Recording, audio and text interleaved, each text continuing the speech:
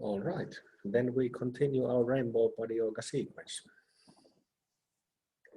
We got through the first bit, sitting down and Guru's blessing, generating bodhicitta, and now we move forward.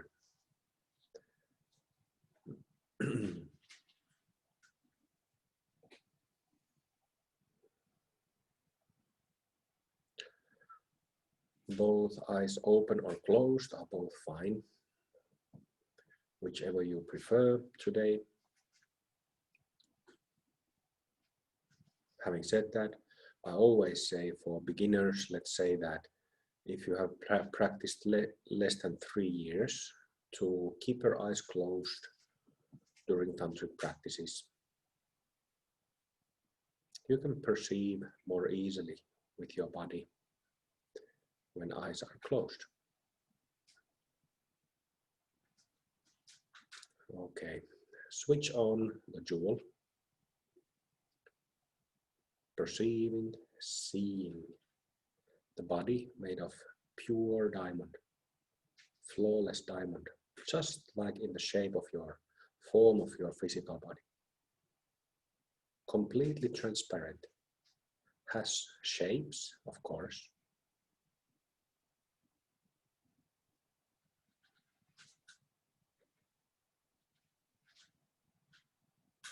Really let that image sit in your body.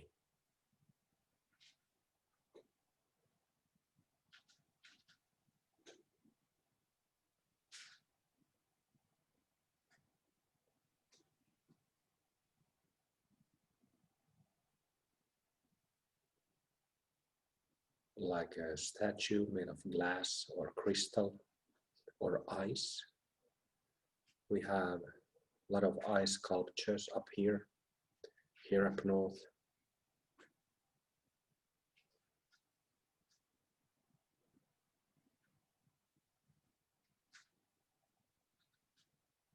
Visualizing your face, your eyes, nose, mouth, even hair, ears.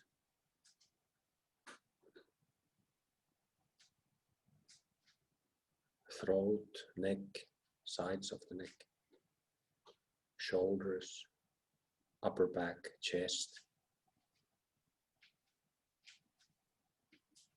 upper arms, elbows, lower arms, wrists, hands, fingers.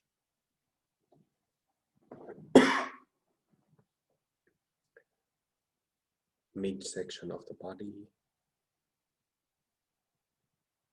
lower back, lower belly, sides, completely transparent jewel. Thighs,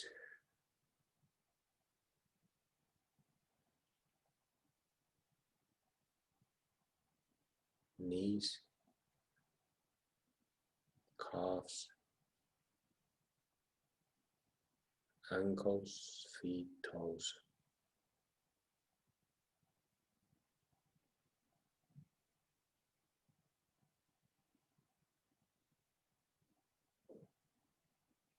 This visualization, the experience that it brings, has a lot of similarity with what we practiced in the previous session, doesn't it?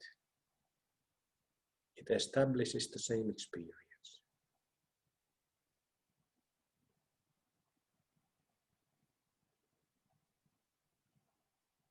And that's why this diamond jewel visualization is very, very precious practice. It's really a master practice. Like everything we do. A really essential tantric practice.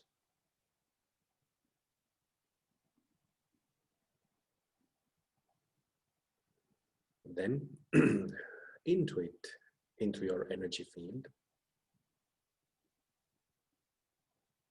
around your body in all directions.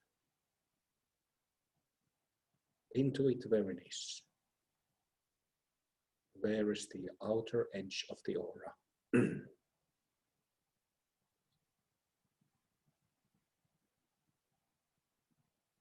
not in a dreamy, sleepy fashion. Very clear perception, not sleepy, not drowsy, pop, clear. And then make it a diamond, covering the whole aura. And keep it like that. You can scan through the diamond, or you can just see the whole thing at once.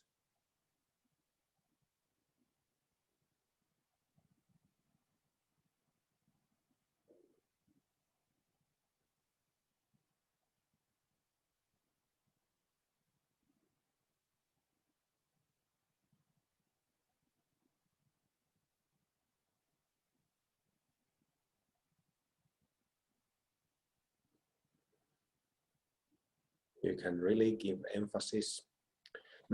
I was talking about the differences of attainment, difference of experience with small vehicle Buddhism and great vehicle Buddhism. And here to make that distinction also clear, see really carefully that you get the whole aura, that you really get those layers close to the outer edge and cover it with your diamond, with your crystal, with your jewel.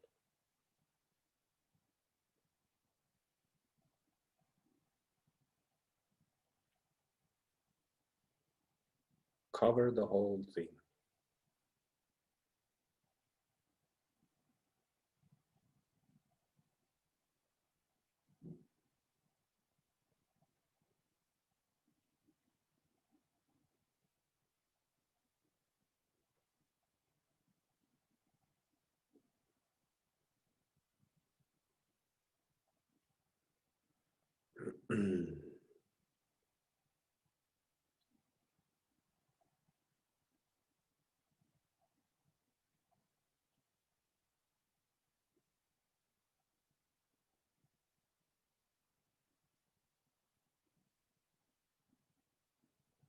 One diamond in the form of the body, inside another one in the form of the aura.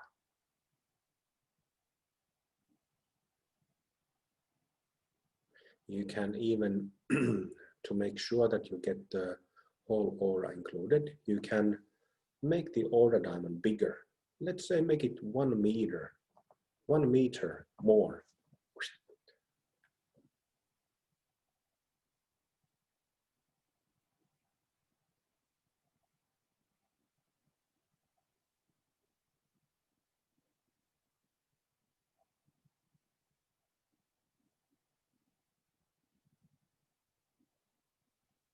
Excellent way to get into that friction of the reality body and fantasy body. Excellent way. A genius practice.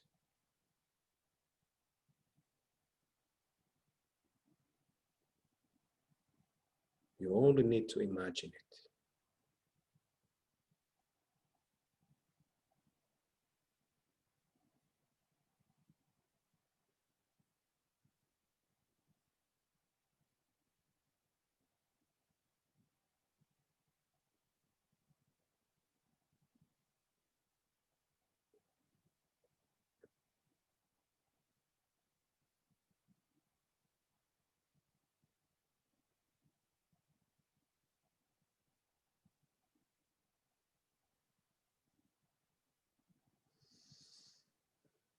It's a very simple visualization with a very profound effect.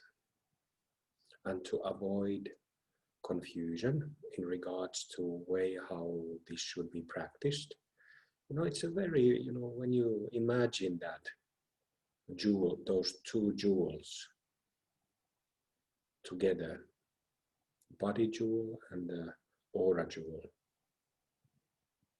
this shouldn't be difficult or hard to do. Let it come to you. Let it come to you in a way that it comes to you. That sounds like a stupid thing to say, but you know, rather than striving or trying to get it right, let it come to you. Transparent bodies.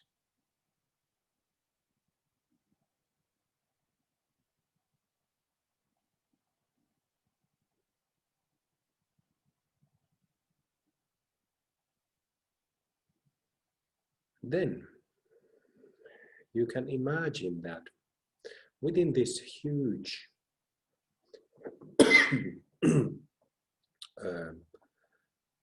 diamond sphere, from your heart, inside this big diamond ball, as if there was transparent hairs going from the heart everywhere, all directions. Nadis. Imagine these nadis first in a transparent fashion. You just imagine those like long hairs, thin threads, transparent threads from the heart all the way to the edge of the aura and even beyond. You can kind of leave the ends out, leave the ends open.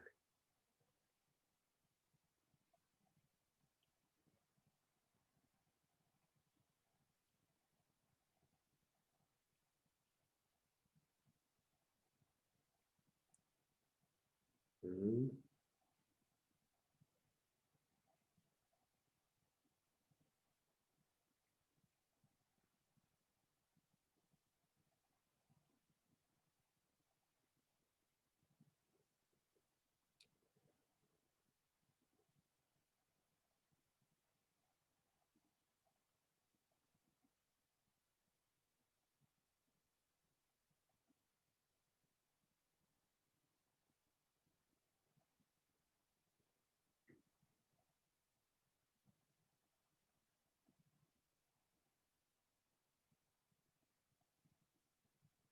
So we have countless thin channels going towards the heart and also going out from the heart 360 degrees horizontally, 360 degrees vertically to all directions.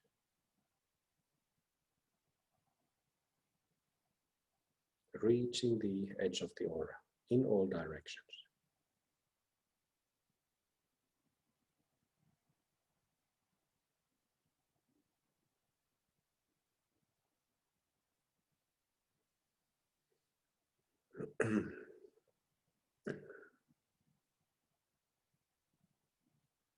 So now you can experience, we are not using colors yet. We are not using natural light yet. See what is the energetic or emotional feel of this visualization? How does it feel emotionally?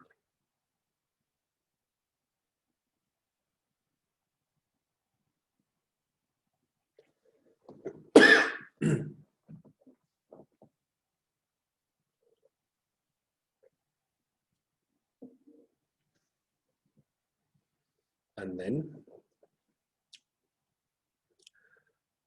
perceive the light in your energy body. Perceive that there is light in your energy body. Not only space, not only transparency, but there is light. That this spaciousness has light, energetic quality to it. And see how that light dances through those nadis from the heart.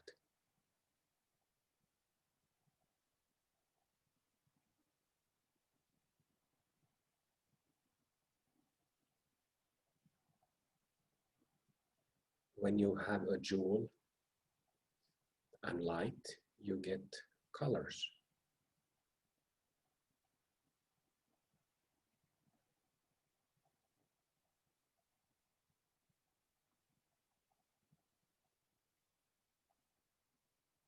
Can you perceive that?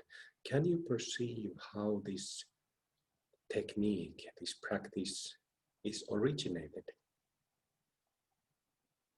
It's not something we put on top of our energy body. It again emulates our natural condition. Can you see that?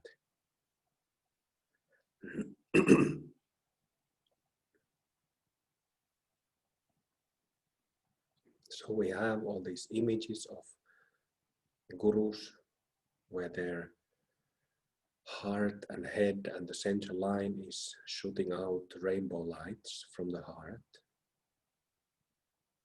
This is the natural condition. Can you perceive your own rainbow body, your own rainbow jewel?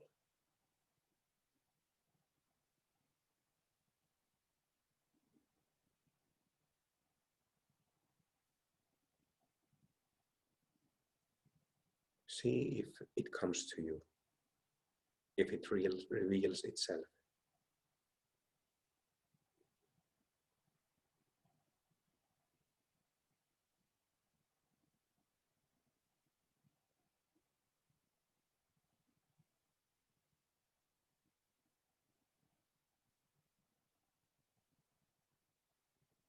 White, yellow, green, red, blue, blue, light blue, bright red,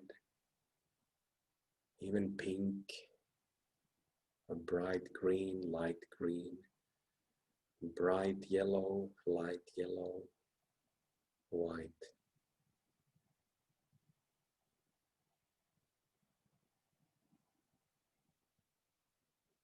Rainbows, small ones, big ones, filling the whole physical body, the space of the physical body, and filling the space of the aura, and even beyond the aura, leaving it open.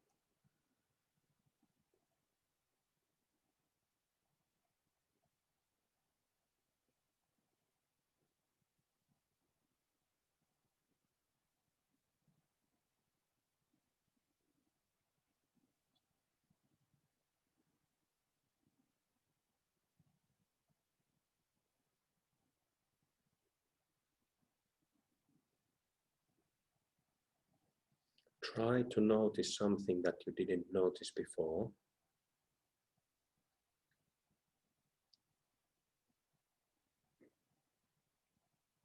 Try to understand it in a way that you didn't understand before.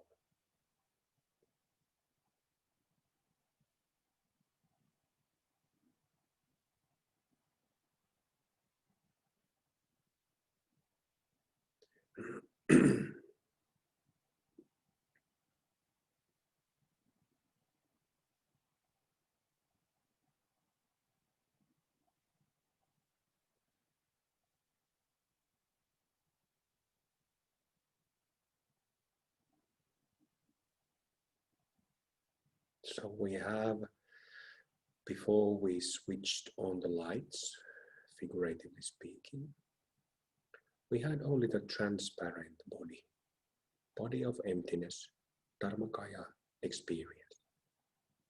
Here we have Sambhogakaya, enjoyment body, with that rich, wonderfully rich flavor and feel to it. Playfulness, aliveness, joyfulness, kindness, love, compassion. Not only transparent white light, but rainbow colors. Play.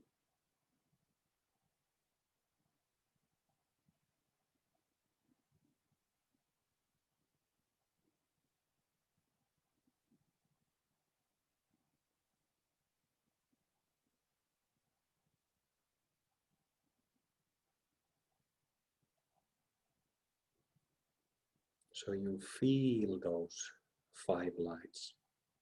Feel with your whole body, with your being, like drinking it with all cells of the body, feeling it with all cells of the body.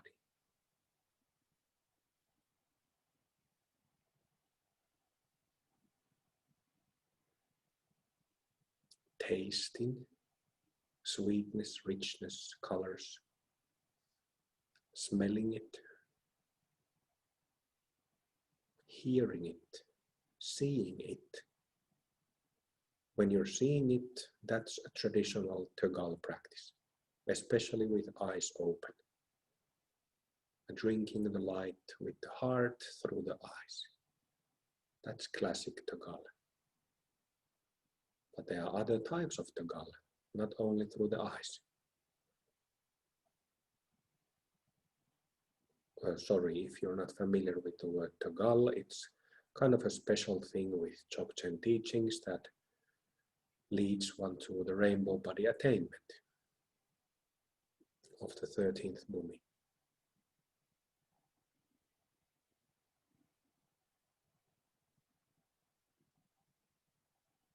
So you marinate in this rich, deep experience of pure light. And again, you recognize yourself as this richness and sweetness, not only emptiness of phenomena, but dance, singing and dancing of phenomena. Singing and dancing.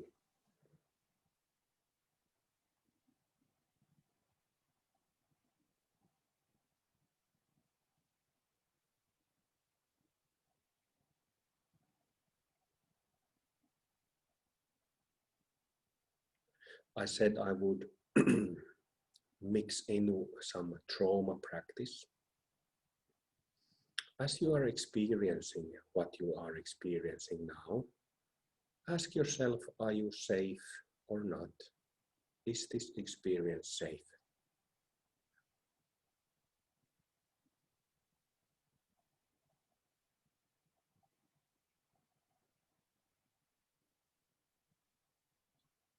Can this experience be trusted?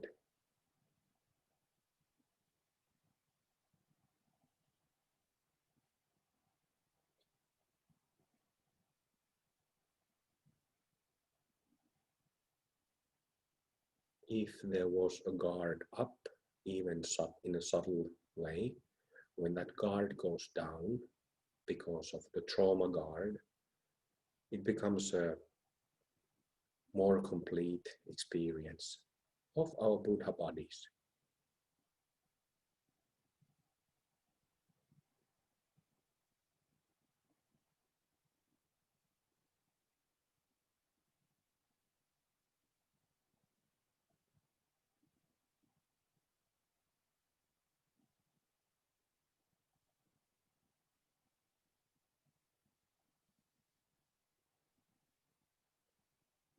Five lights dancing from the heart in the body. You Whether you visualize it effortfully or effortlessly, spontaneously, both are perfectly fine. With all tantric practices, the thing is that you have to effort the practice until it becomes effortless, until it takes a life of its own, until the energy body starts to express itself as a Buddha. That's what all visualizations are, at least those that we do.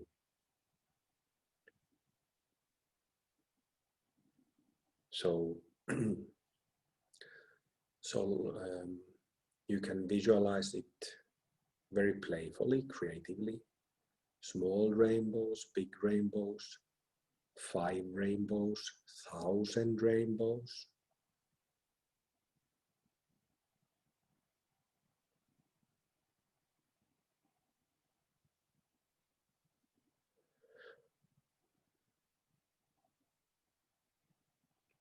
And it's pure rainbow light, not dirty. There's no dirty ingredients in there. Completely pure.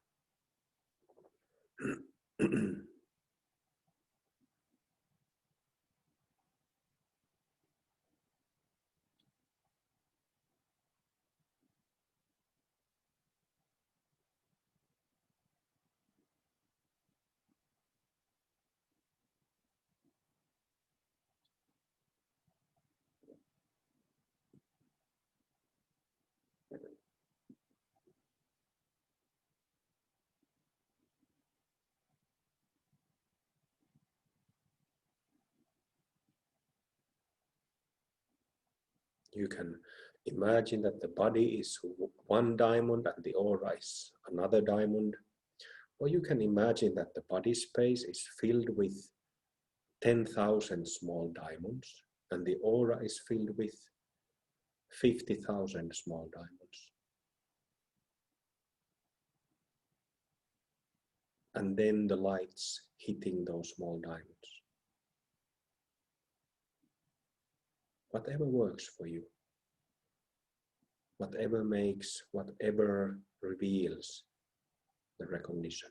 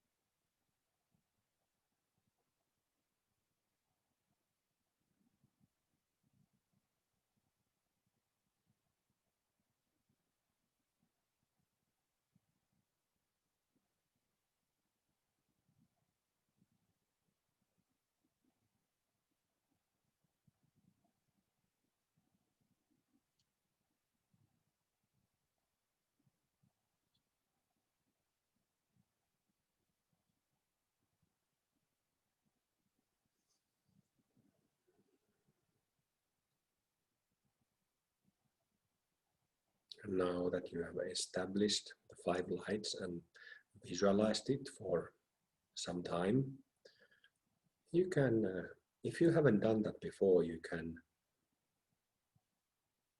open your eyes and see how it feels with opened eyes. When I was talking about feeling the pure five lights, tasting, smelling, hearing, and seeing.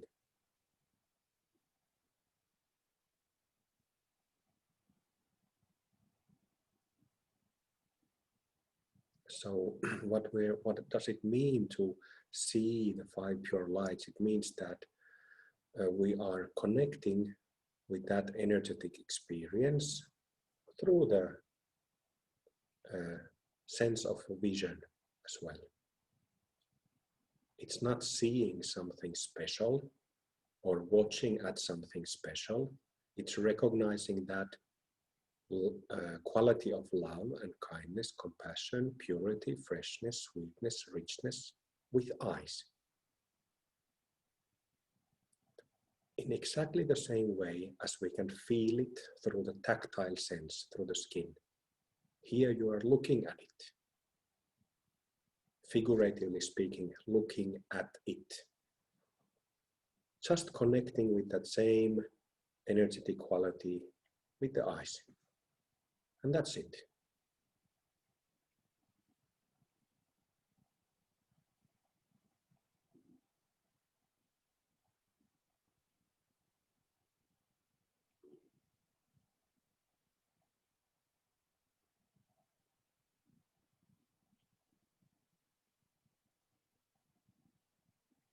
This is the highest of all yogic practices.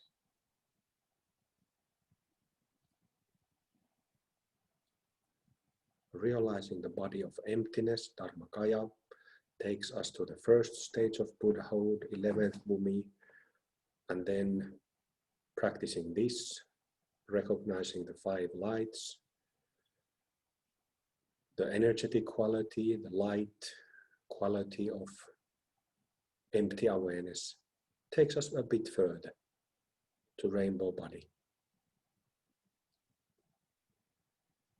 or the so-called rainbow body.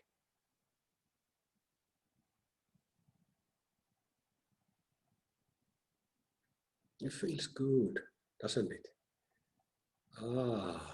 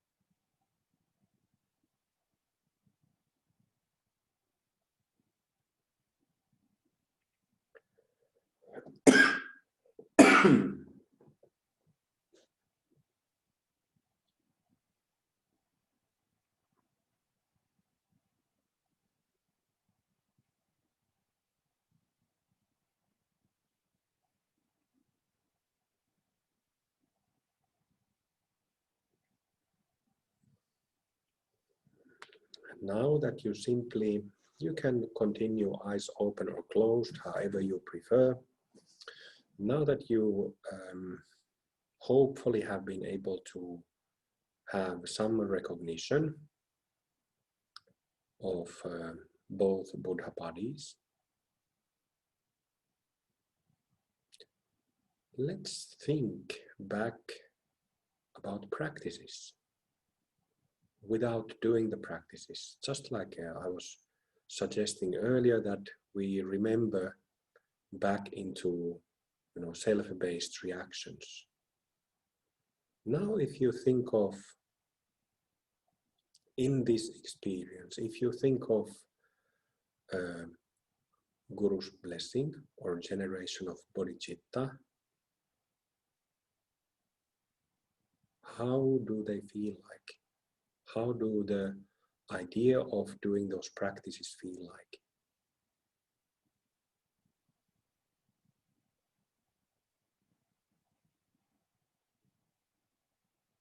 Are they something separate, something made up, artificial? Or are they expressions of this experience, this natural state?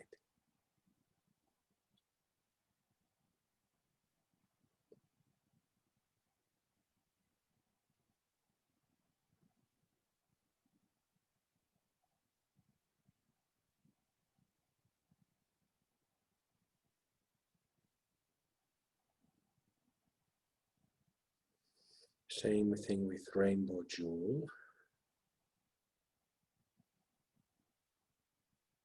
You can think back, back to the exercise of visualizing the jewel, visualizing rainbow lights. What is the relationship with this experience that you're having now, this recognition that you're having now, and that, in quote, technique?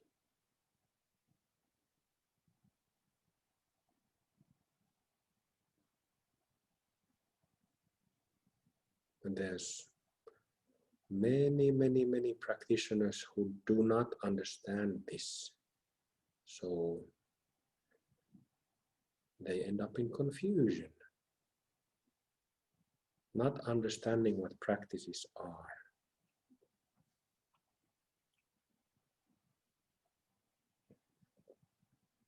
Confusion always means dualistic vision, dualistic experience.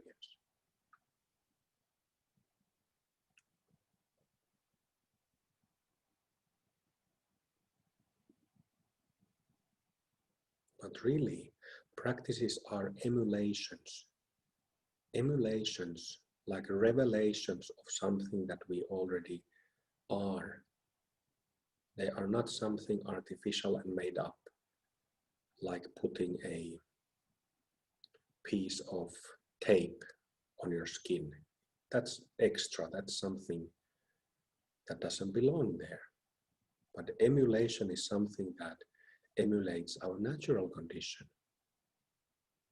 reveals something that we already have or are.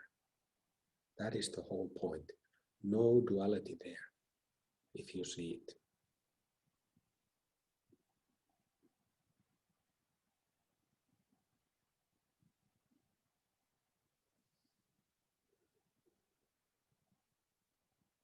And something also that a lot of practitioners fall is the practitionership. You're having this experience, and whether you just stay in that recognition or are looking back into doing practices, is there a me there doing those practices?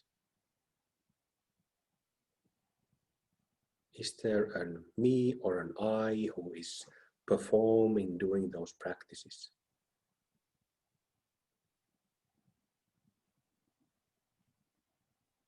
Or if this doership, practitionership is absent.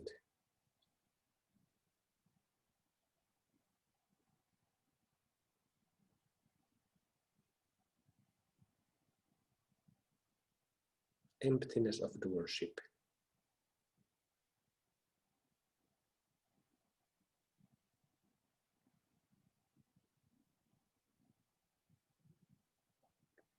And another confusion, gone. Another duality, gone. It's that simple.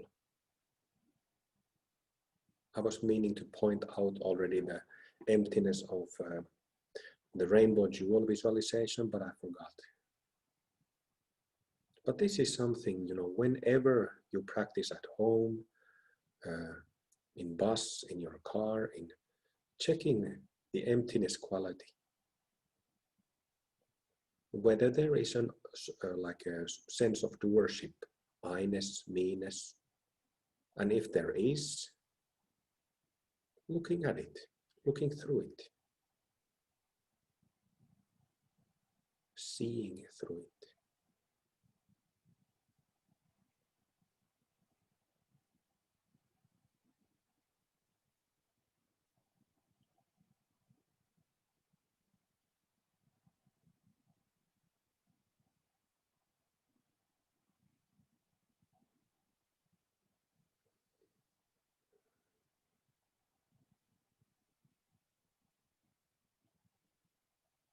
We are here really, we have gone through the first couple of exercises of Rainbow Body Yoga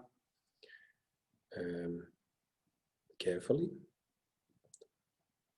in detail, kind of tweaking it, yanking it. I don't know if you can say yanking, but I should. Does it make sense, yanking it? Really working it out, getting it. I don't know what's the right word for it. But anyway, that's what I mean. So what happens here is that what this emulation means is that we reveal in the place of our samsaric body, we reveal an enlightened body, the body of the Buddha, mind of the Buddha, heart of the Buddha, subconscious mind of the Buddha, substrate mind of the Buddha.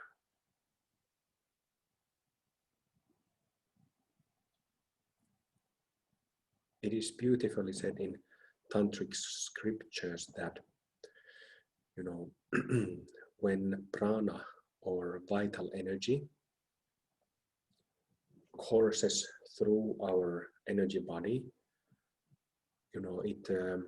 when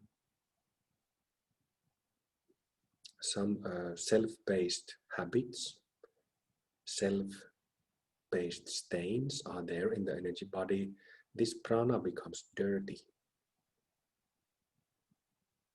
And it actually gives, because prana is power, vital energy is power, it has power, force in it.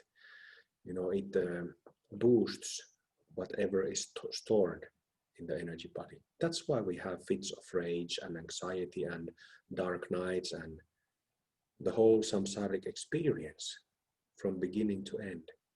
That's exactly why we have samsaric experience. But when we use these practices, when we use these emulations of the full enlightenment, Buddhahood, Buddha nature,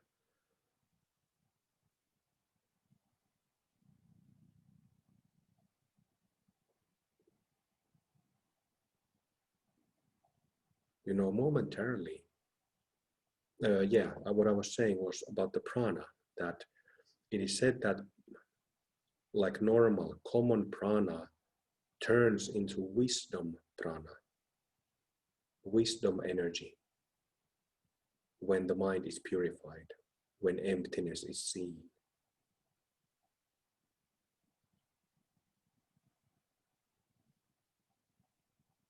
And this is what we're doing with these exercises, with these emulations, isn't it?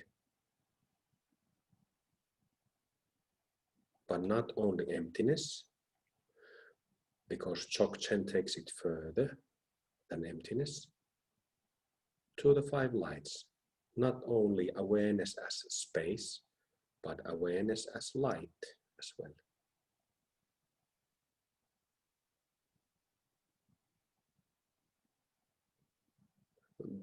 please bear with me. We will take a break in about 20 minutes, but until that, we will keep at it.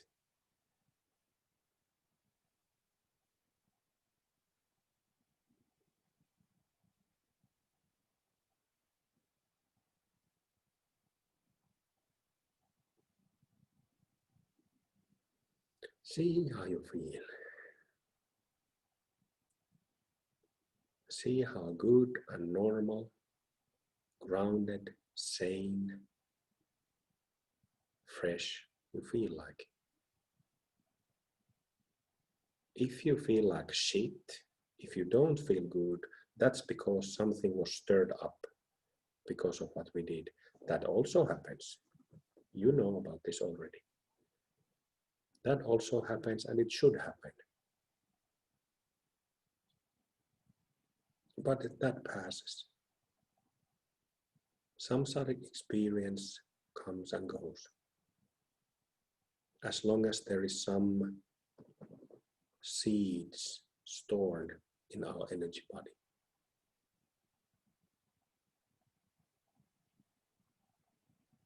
Tantric practice is a practice of transformation, kind of like a classical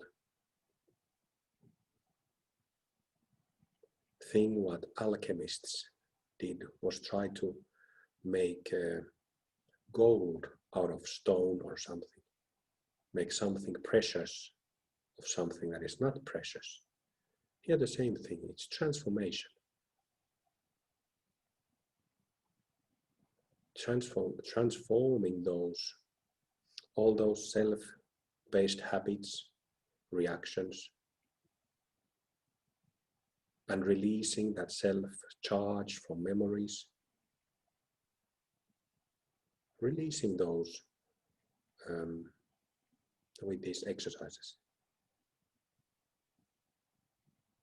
And Tantra is so effective because we directly work with the energy body. It goes deeper than just working with thoughts or emotions. It goes much, much deeper. It goes through the whole thing, covers the whole thing. This is the difference between Sutrayana and Tantrayana.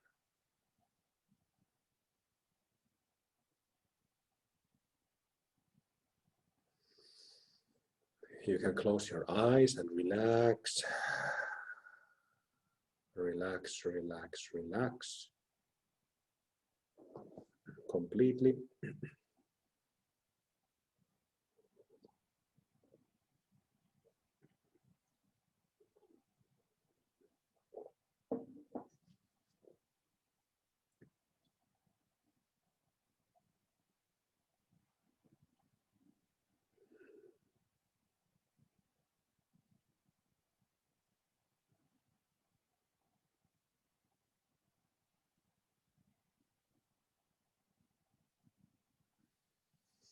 Let's chant, may all beings be free 3 times. May all beings be free. May all beings be free. May all beings be free.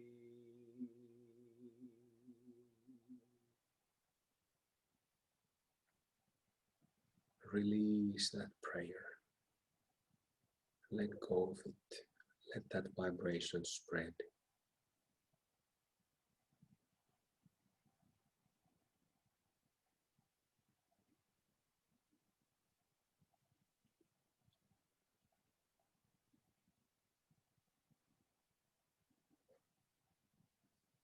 Join hands.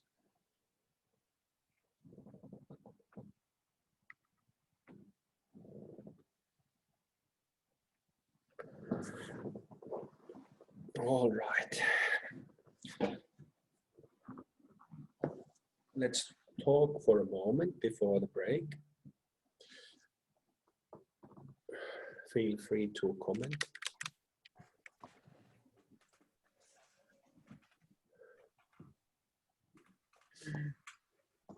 Yeah, I might say a couple of things, Kim, can I? Yes, yes. I was just at the, thanks, that was great. Like at the start, I realized that I've such a resistance to it, you know? And it's, I guess it's the, you know, the self, like, you know, I've such resistance to surrendering the self and to, you know, to the idea of, you know, Buddhahood and clarity and selfless being, you know? Mm, mm, And you know, it's not, you know, I guess I'm just afraid. I'm just fucking clinging on, like, you know, and afraid to let go, you know. And it kind of mirrors what I, you know, like I'm in 12-step recovery as well, you know, from addiction. And that, you know, that whole program, you know, it's very similar to this. It's about surrendering the self, like it's about surrendering the ego and the, you know, mm, all the, you know, I suppose you might call it, you know, the character flaws and character defects that manifest in the ego, you know. And you know, so I was just, and it's not so much that I, you know, I guess, you know, it's just the it's the front line of my experience or my being, I suppose, you know, and the fear of letting go, you know, the mm. fear that when I let go of self, that, you know, what's going to happen, like, you know, um, and you know, even though like I was, you know, even though the resistance, it's not hostility to it, you know, it's not um, you know, and even as you know, like my mind was very active, like, you know, when you know, kind of all through that, and not like in not in a so much a negative way. Like, I mean, I actually, once I got up out of bed today, I was kind of had a quite a positive, had a quite a positive start to the day, and um, you know, but you know, I could just, you know, my mind is just, it's motoring along there, like, you know, as I'm, you know, doing my best to, you know, to open up and to engage, like, and Mm, mm, actually I had a big emotional thing there about my dad, like, right in the middle of that, like, mm.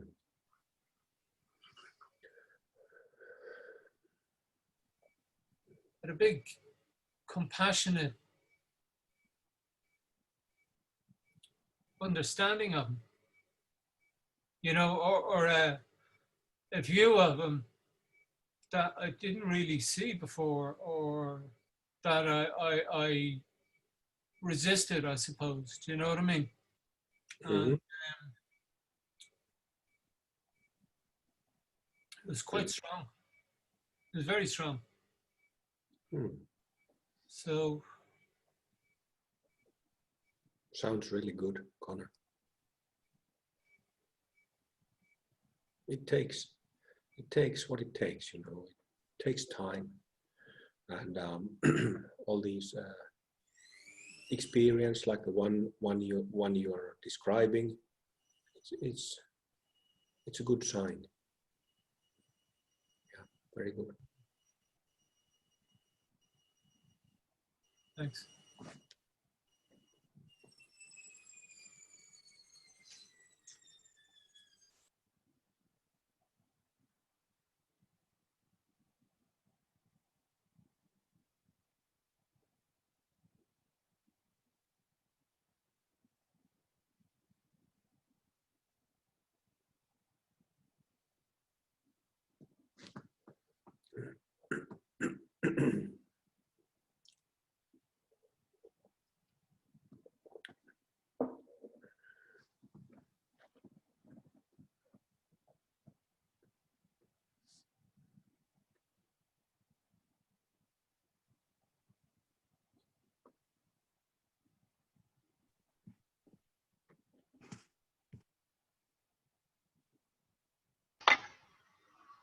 Thank you. It was really good. I know I arrived late, but it was still great. I've been having a huge resistance to self-compassion. And when you were talking about bodhicitta and doing the compassion to other people, it was fine. And then when you switched for it to be inward, it wasn't fine. And then you said something about our Buddha nature and our goodness. And I thought, well, my Buddha nature can be good to me. I can trust that. Because I think it felt like some part of me doesn't trust myself to be compassionate steadily and not take it away. You know, for it to be permanent. So when I switched to my own Buddha nature, being compassionate to me, it was much better. It was much stronger. My body was much happier with it, and it felt good. It felt a part of me. Like I've been trying to get compassion from Guru Rinpoche and Lady Ashtogo. And I think that it was kind of easier because it was external to me in a way. You know, I was bringing it in, but, you know, as part of me, but my own Buddha nature at least is closer to me. So it felt more trustworthy, felt more secure. And I've also, over the last while, been wondering about the colours, what the colours were when we do the rainbow body, what they represented. And I suppose for everybody they represent different things, I don't know, but the whole compassion, because I like generated a bit of compassion earlier, it felt like there was more compassion in it. And there's something that somebody said to me a little while ago, that the tears of our suffering combine with the compassion to make rainbows. So it just popped into my head that these colors were actually everybody's, not just joy and happiness and goodness, but like their suffering as well. And the whole idea of the nadi spreading out to other people and coming back into my heart, like it's like everybody suffers and everybody feels the pain and joy and love and everything in life, and that's what makes life rich. And so having the colors there makes it so much better inside. And so like my aura I used to just feel my aura as a safe place to be, and now it's like it's richer because of the colors. So thank you. It's all getting better.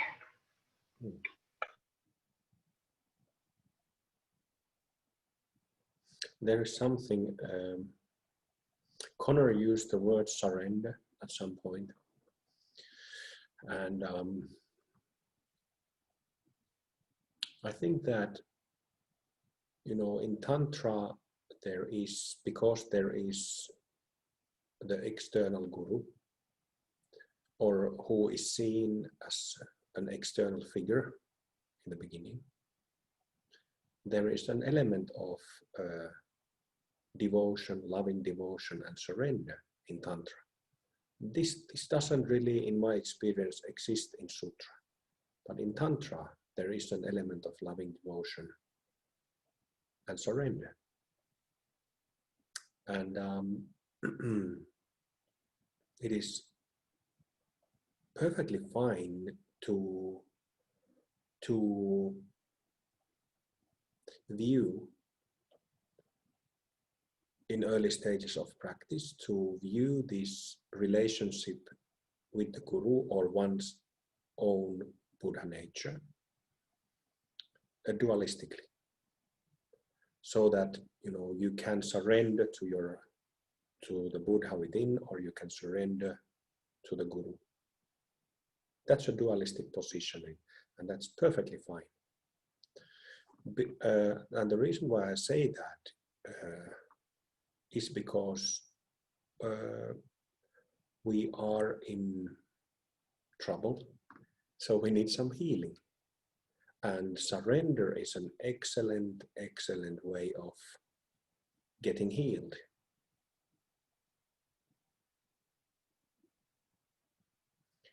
And then when time passes by and we keep surrendering to the grace and blessings of the Guru, or grace and blessings of the Buddha within our own Buddha nature, then that gap of duality, it drops. So you don't see Guru Rinpoche or your own Buddha nature as something external anymore, but you start noticing that, oh, okay, it's already here, it's already me, it is me. Yeah, that's the process. But I also started with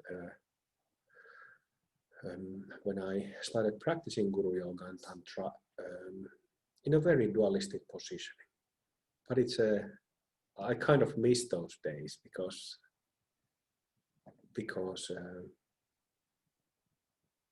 there's something, it feels good to take rest in the shadow of a big tree.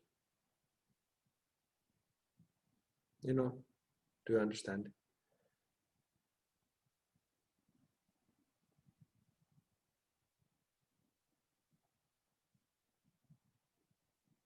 But it depends on one's motivation and need.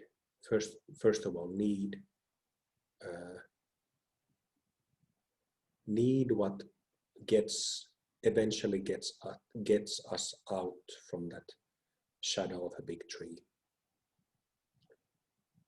But enjoy as long as it's necessary. It's perfectly fine.